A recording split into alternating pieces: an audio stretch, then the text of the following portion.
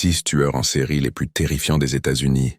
Creaker, Ted Bundy, le charmeur du mal. On disait qu'il avait un sourire irrésistible.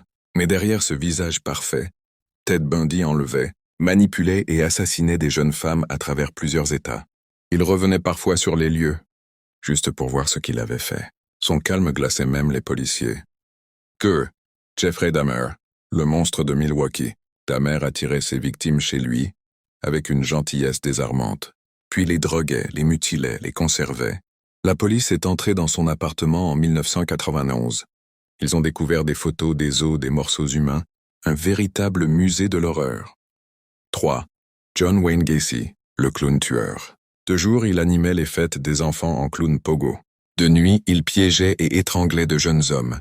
Quand les autorités ont creusé sous sa maison, ils ont trouvé 26 corps enterrés dans le sol. 4. Richard Ramirez, le Night Stalker. Il frappait la nuit, sans logique, sans pitié.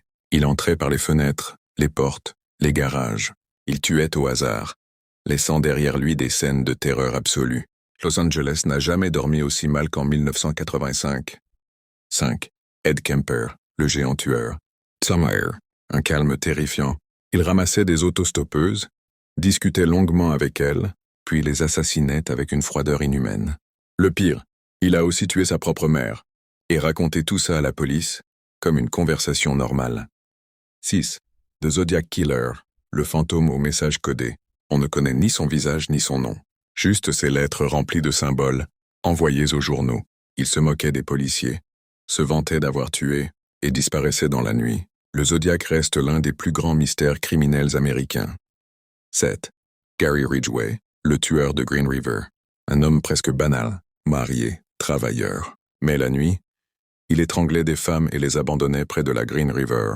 Il en a avoué plus de 40. Le FBI pense qu'il en a tué bien plus.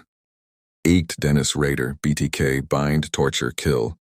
Il écrivait aux médias, décrivait ses crimes, se donnait des surnoms. Derrière cette image de père de famille modèle, Dennis Rader menait une vie secrète de domination, de torture et de mort, pendant plus de 30 ans.